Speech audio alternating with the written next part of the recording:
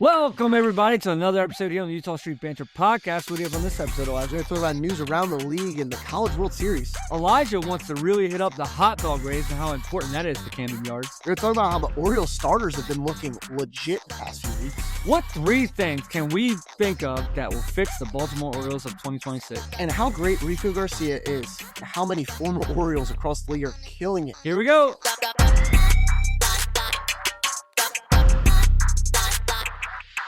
Welcome to the Utah Street Banter Podcast.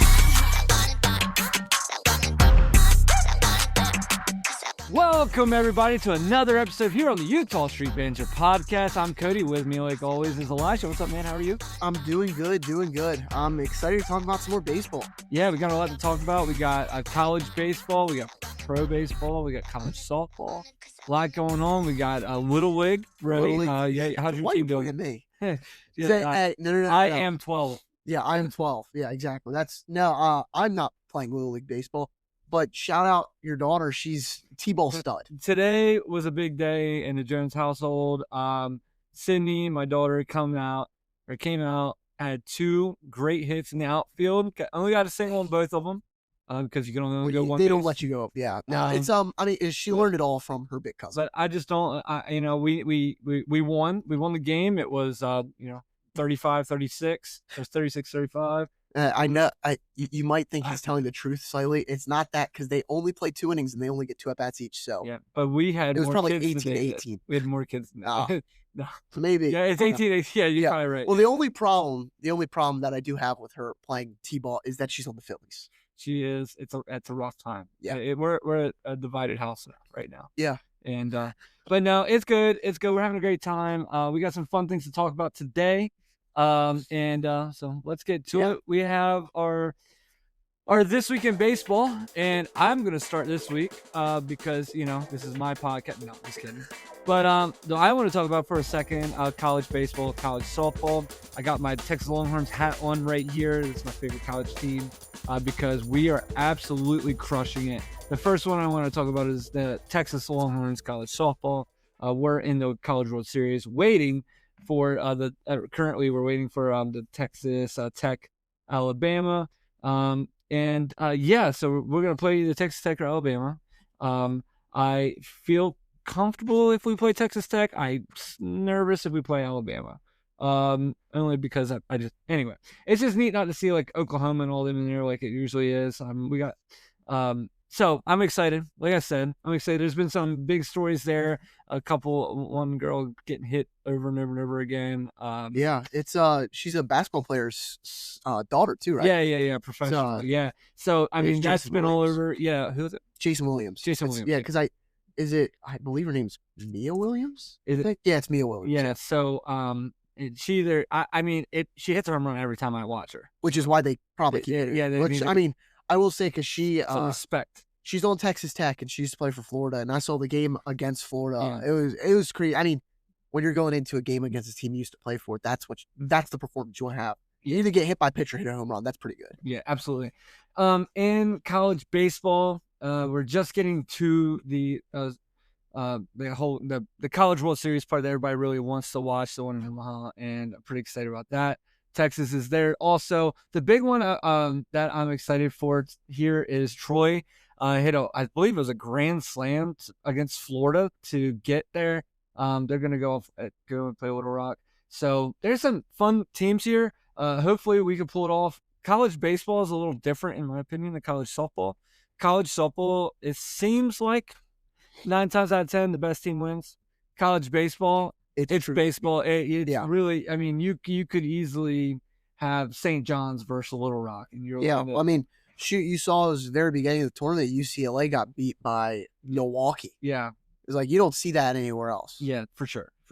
So anyway, like I said, just really excited about this. This is one of my favorite times of year. This is where I am a Tar Heels hater, but I know you're a Tar Heels, you like Tar Heels, but this is where I saw and fell in love with Vance Honeycutt. Whoo! When he was playing for the Carolina Tar Heels a few years ago. And I was so happy that the Orioles were able to sign him. Yeah. And hopefully, we'll see him in the next couple of years on the Orioles roster. Hopefully. What do you got, Elijah? Yeah, so we're going to talk about some more Major League Baseball stuff now and kind of some of the bigger news that's been happening because it happened at Camden Yards and with the Orioles. It's the whole Jesus Sanchez situation. I didn't think he threw it that hard. No, I didn't either. I thought, he looked like he wanted to play He catch wanted with the it. ball. No, I think it's a crazy situation. Now, I do. So, for anyone that hasn't heard about it, on the game Sunday against the Blue Jays, an Orioles fan that was about 12 or 13 threw a baseball thinking Jesus Sanchez was trying to play catch with him. He was not. He turned around and hit him in the wrist, and he had to get pulled from the game, which these are my takeaways. The Orioles should sign that kid. Yeah. Because that was a rocket. I don't know if have you seen the clip? Yes. He threw pretty hard. I mean, 12-year-old throwing hard enough to hurt a grown man is either he's a weak grown man or that's pretty hard to throw the ball. And two, it's a rough situation because it's like, do you believe that the kid should have been kicked out? So here's what I think should have happened. I think you take the kid and you put him on the other side of the stadium. You put him just so the in camera left field so he can throw it at him. Yeah, just so the camera doesn't really, I know there's an entire section behind home plate that nobody's ever in now, in that little suite there. But no, I'm like, so it's one of those things where there's no way the ushers knew what actually happened. Yeah. So like until after the game, and they said that, and Jesus Sanchez said it was nobody's fault. Like he came out. So I said, I respect. Said it was a miscommunication, and like it's just. But he very well could have been very mad about the situation. Yeah. But like, because when you look at him, he's like this, like messing around, like, hey, and the kid did, and I just feel bad for the kid. Yeah. But yeah, I don't know. That kid was probably thinking of all the times he's seen clips on YouTube of players playing catch with a kid, and I think it's just it's a rough situation. Yeah, because anyway, I was gonna say, so the ushers definitely probably when they went there, you don't blame the kid, you blame the parent for not letting the kid just freaking throw a baseball at a player. So when you don't know the situation, all you know is the kid hit him with a baseball. Yeah. So you have to take him out. That's the rules. And that's probably all they knew. Yeah. You know what I mean? And it, like I said, it is what it is. Yeah, I think if you're the Orioles, you maybe offer the kid and his parents maybe tickets to another game or something like that, just to try to make it so it's like not a bad experience for this kid. Upper deck. Yeah, like all the way, very last row, up in the corner, and right here. And if he hits him, then you sign him. Yeah, for real, for real. It's sort of like Rookie of the Year when he's in left field and he throws all the way to second base. Yeah, and now, I have a question for you, Cody. Okay. So, just recently came out that Russell Wilson's retiring. Yeah. Well, I don't know if he officially said he's retiring, but he's done with football. And he's going to go work for CBS as on-air talent and stuff in front of the camera. Yep.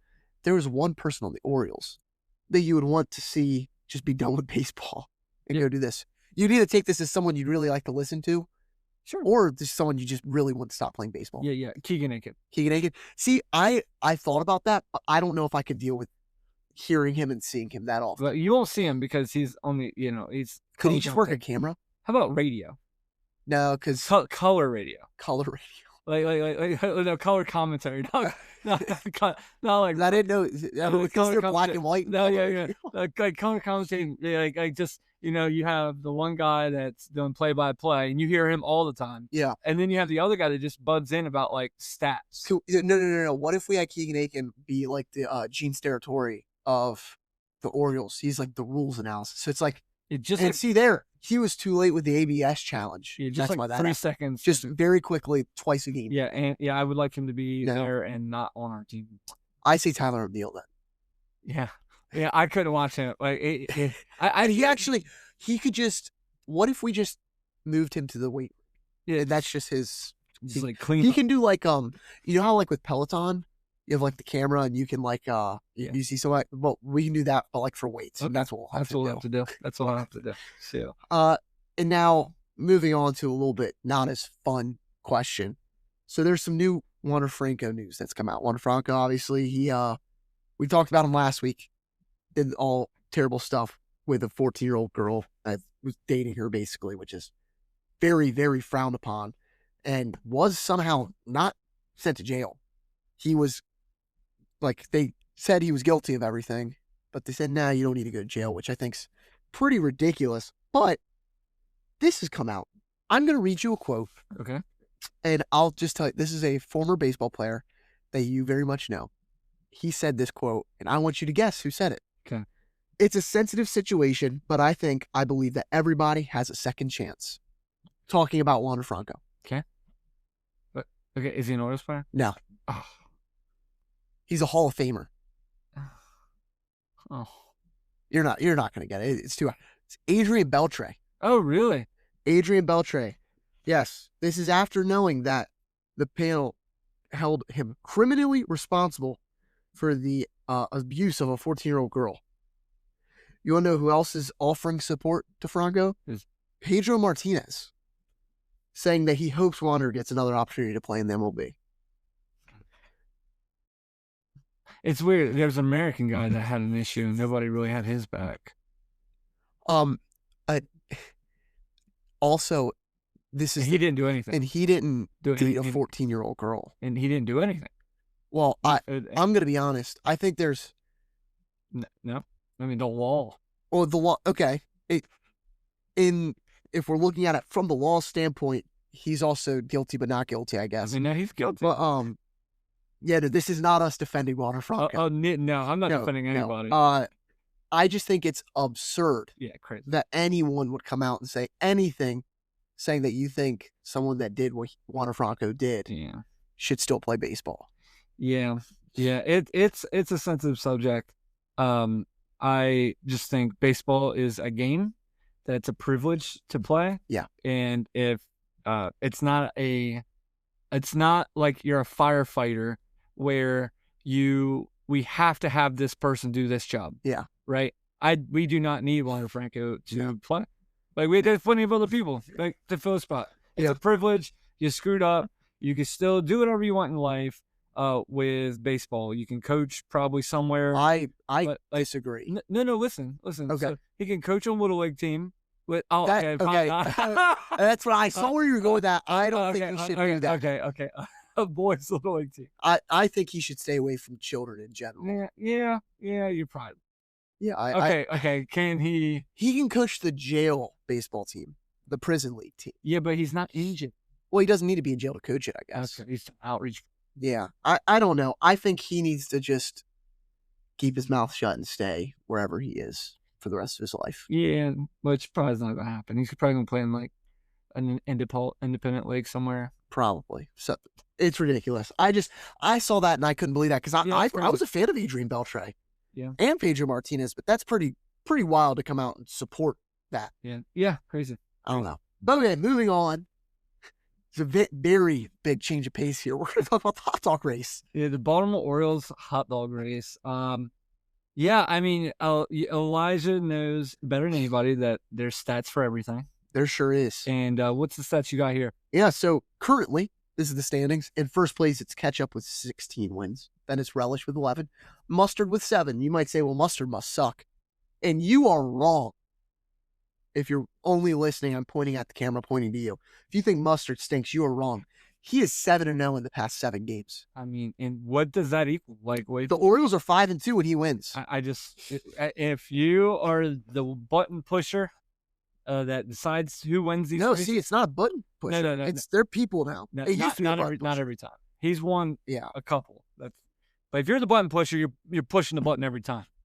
And if you're the person that decides who's wearing the costumes, fast person needs to start wearing the mustard. I mean, this is really it shows to prove what a minor league assignment can do to you. Yeah. So he went down to Norfolk, or not Norfolk. Wait, was it Norfolk where he went? I don't remember. I think it was Frederick. Frederick. Went down to Frederick, got his work in, and he came back and he's been dominant, and so have the Orioles. And I just think it's so inspiring for little hot dogs to look up and see what you can do after a rough start to the season. Imagine if you thought that the only thing that you were going to be good for when you were a little hot dog was to be, what's the hot dog in a roll? Like a roller dog? No. And like a 7-Eleven? No. The little bites. Like a little weenie? Like like pigs in a blanket? Pigs in a blanket. Like, if you were like, oh my gosh, if I could only be a pigs in a blanket. Yeah. Because you didn't think there was anything bigger than. No, and now you see. You see what you can do. This is what your dream. If you're a hot dog out there listening, your dreams can come true. It can come true. Before you turn this off, we're moving on. The Orioles have turned it around quite a bit. we're only a few games out of a wild card. Quite a few games out of a division, so don't even worry about that right now. But I actually have been excited to watch Orioles games lately. Yeah, I feel like, is it wrong of me to say that this is the first time, like over this past week's really the first time I felt like I could turn an Orioles game on, like we might actually win. Yeah. Orioles starters have been really good. And I mean, I was telling you earlier how, looking at the some of our starters here, Shane Baz, Kyle Bradish, and Brandon Young. Brandon Young is a surprise here, right? For me at least. But anyway, those three guys over the past 15 days. So Baz has pitched 2 games, Bradish has pitched 3 games, Young has pitched in 2. All of them have under a 1.15 ERA. And the guy that has the 1.15 is Bradish over the past 3 starts. Baz has a 1.0. Oh, yep. Well, anyway, yep, my computer just Baz, his there it is. ERA is 1.38. Sorry, it's 1.47. Sorry, 47. Sorry. Yeah. So anyway, so Bradish is a 1.47, Baz 1.38, and Brandon Young a 1.35. Anyway, they're all crushing it. Even Chris Bassett's really turning around in the past 2 games. He's a 3.48 ERA. Just really love to see the starters kind of turn around. Yeah, absolutely. And I mean, we have a great opportunity. We just saw them. They dominated the Blue Jays, and we play the Blue Jays up again soon. We have the opportunity to win a lot of games up until June 12th, which is when we play the Padres, and that's going to be a tough series, and then we play the Dodgers a little bit after that. I think those are other than those 2 series, the month of June's not very difficult. We have this first series this week against the Red Sox, then Blue Jays. Then we have Mariners at home, then the Padres. Then it's Mariners, Dodgers, Angels, Nationals, White Sox, round out the month. The White Sox are the 3rd best team that I just said, which is crazy. Crazy to think that. It's the Blue Jays and the White Sox are better than them. Like, the White Sox have been playing really good, and I'm kind of scared of them. Apparently, the Nationals, too. We can't beat them. Yeah, but, I mean, the Nationals just hit. They scored the most runs in baseball. Yeah, it's the most hitting team I've ever seen. They can't pitch for anything. No. But yeah, I mean, I'm super excited about our starting staff, and if we can turn around. And here's why I'm excited for it. Because I think Bradish is the ace back. He's back. Right? He's our ace. I think Trevor Rogers isn't the ace that we wish he was, but he pitched well enough last game. If they would have taken him out. That's not on him. That's on Craig Albernaz and whoever's calling the shots for pitching. I fully believe that. Yeah. I think there's no way they should have let him in this long. Yeah, it's just his pitch count was low. It's just with his track record, how he's been lately. I at least have somebody in the bullpen. Yeah, exactly. Because we could have easily swept him. Yeah. But anyway, so even Trevor Rogers looked much better. So if you can give me a Shane Baz, he's not going to, stay a sub-2 all year, sub-2 ERA, but if he can stay under 3, right? Bradish, same, Young, Trevor Rogers, if he can just, I'm not Trevor, Chris Bassett, if he can just be okay. Yeah, be your number. Be our 5. Be our 5-star. Yeah, be our 5-star. So just to give our relievers a break, because I feel like our it's pretty taxing when you need a relief pitcher every 5th inning. Yeah, no, absolutely. I completely agree. I think this rotation, it's right now our bullpen's the only struggling part of our team, and it just seems like, I guess it's good that they don't all struggle on the same day, but it's every guy like. On Monday, Nunez is bad. Well, Nunez, maybe he's bad example. He's been pretty rough lately. But like on Monday, Aiken's bad. On Tuesday, it's Kittredge. On Wednesday, it's Cano. On Thursday, it's someone. Like it's they all spread out their bats. Like it's not all at once. But the problem is one blow up inning is all you need, and that's why we've had so many close games lately. Because they have that one bad inning. The 6th inning, if we give up 4 runs every 6th inning, that's going to be hard. And luckily, our offense has been able to hit. And I could believe it. Like on what was it, Saturday? The walk-off win. That was amazing. I didn't think we had a shot at winning that game. Yeah, no, I didn't. Which, first of all, talk about stupid Jeff Hoffman. Love that we did that to him. He's one of my least favorite players in baseball. I'm glad that we could hit him.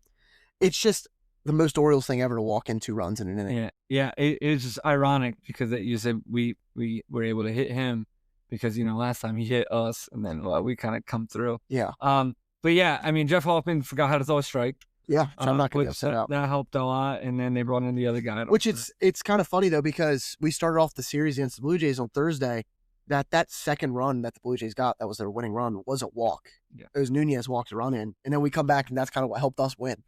Yeah. It was great. So talking about the hitting really fast, I just want to jump in here. So the past 13 games, the Orioles hitters are some of the best in baseball, to be honest with you.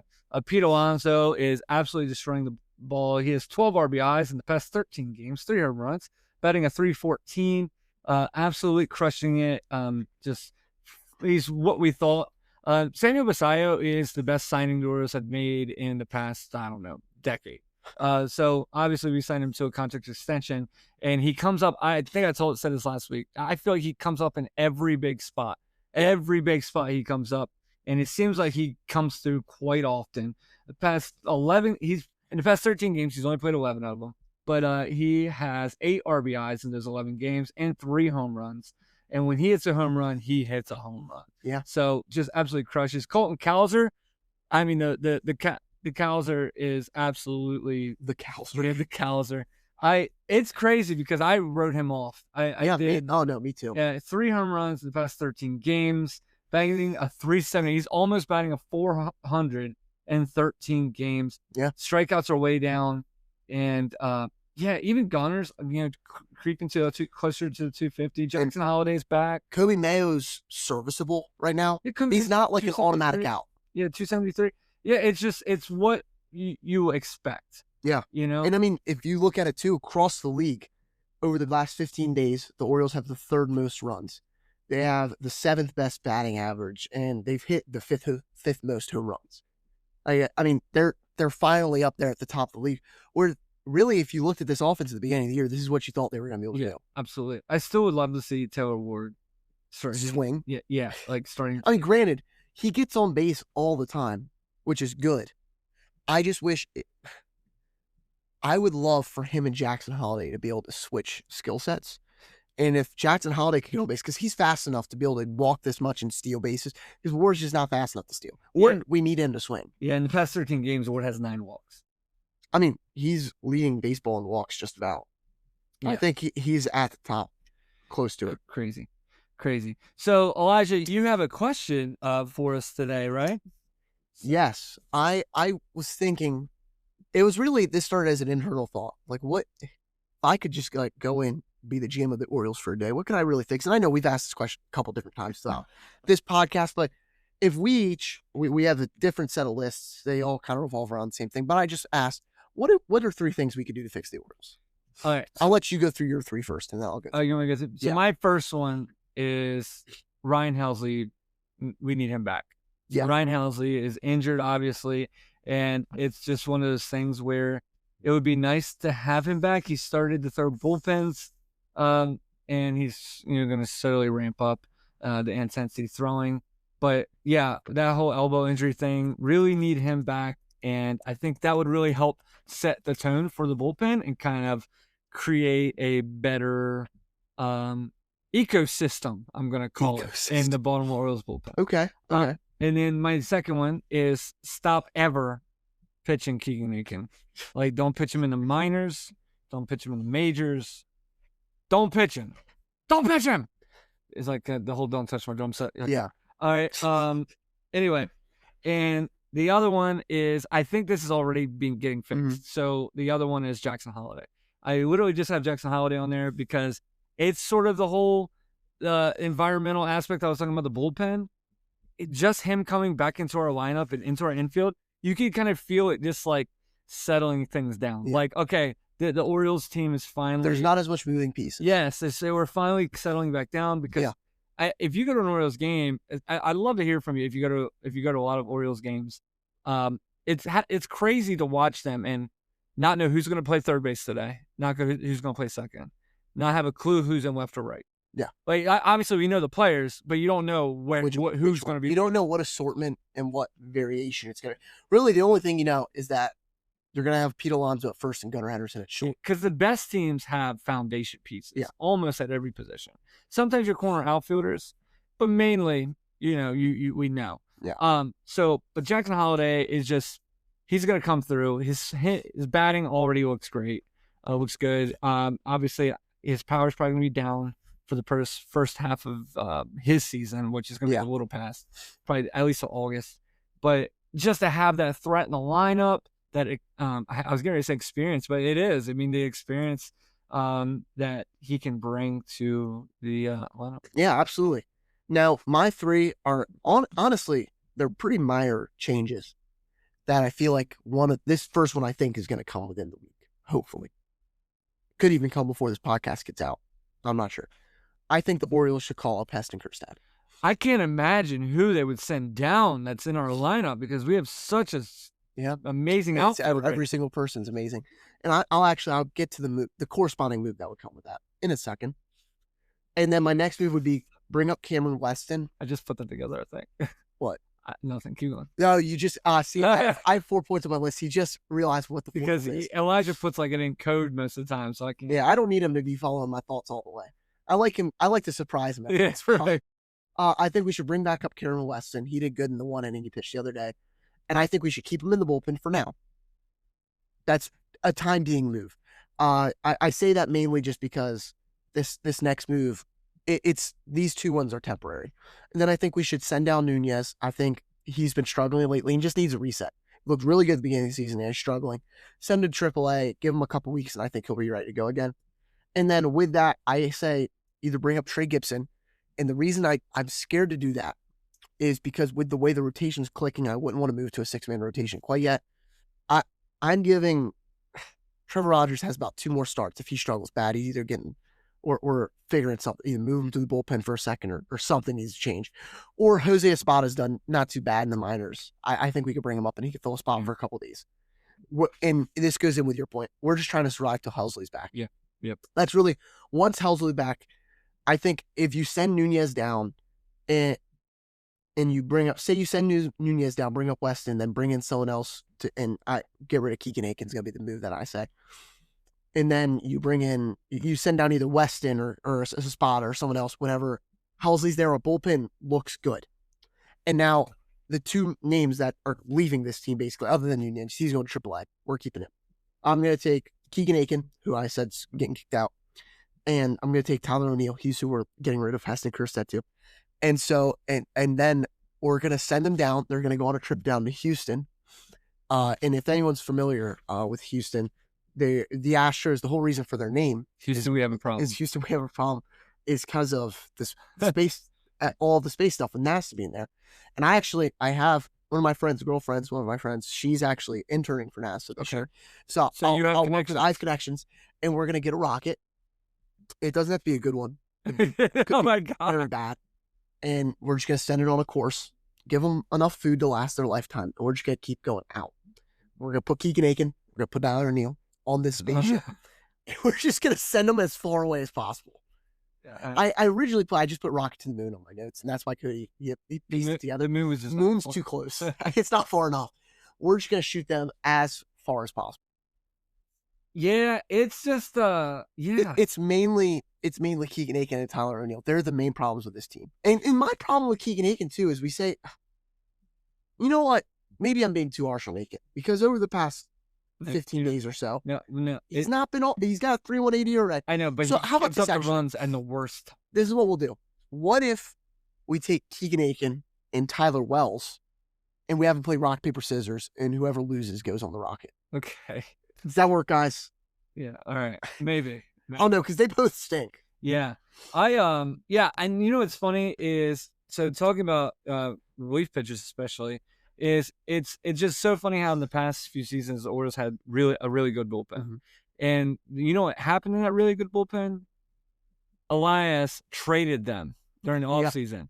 And just because you have a good bullpen doesn't mean there's just another good bullpen waiting. Because all of our bullpen pieces, most of them come from the waiver wire. Yeah. So they're what other people have just deemed not worthy, right? So, and you can only find the gems so many times. Yeah, you find the Yennier Canoes in trades every once in a while, or you find Rico Garcia every once in a while. But then you also have the rest. You still have to fill out at least 8 guys. I mean, so you just screw yourself by trading all your relief pitchers away for the following season. Yeah.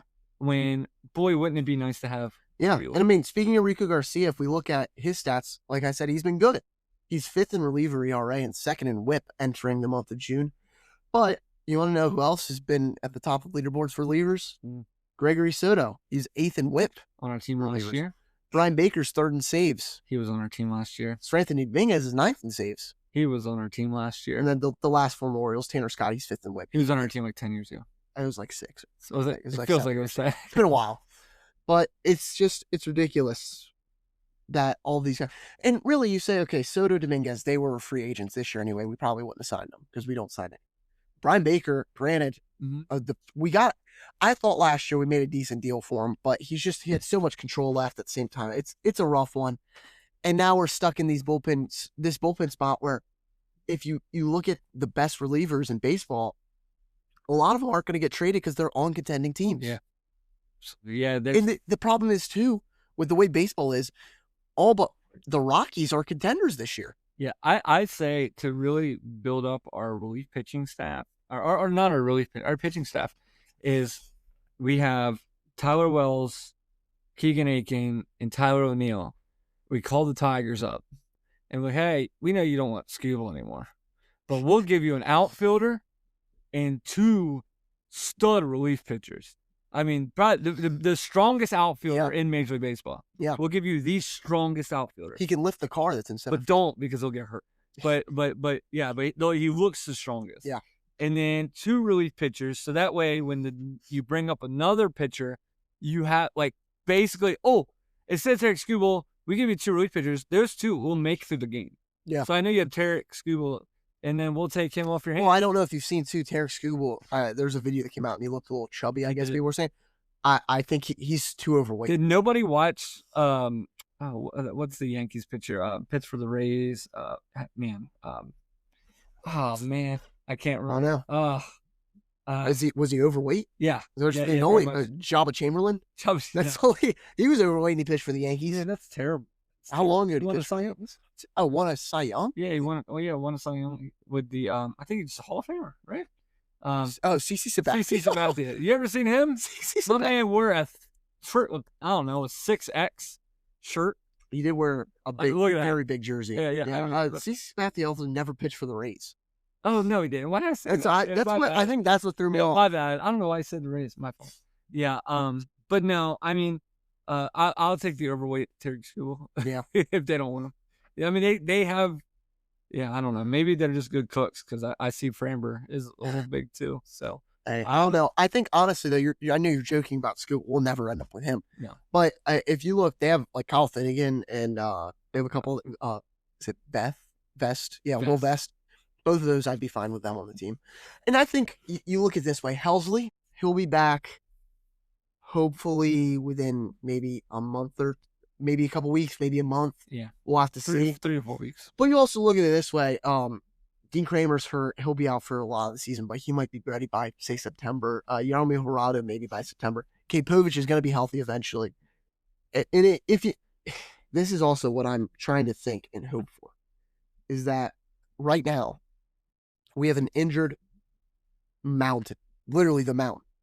I cannot wait till he comes back. If he comes back in September, that's the type of move that helps you win in the playoffs. Yeah, the goal is to definitely, if we can stay competitive until it's time to make trades, because we have the surplus, we still have a lot of prospects. Yeah.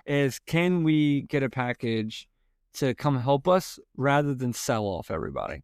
Because just nothing comes good from selling off. I mean, when we sell off, we barely get anything. Yeah. And really the way you look at it is, can we just be at 500 or better by the end of July? That's really all it's going to take this year. Yeah. So we shall see.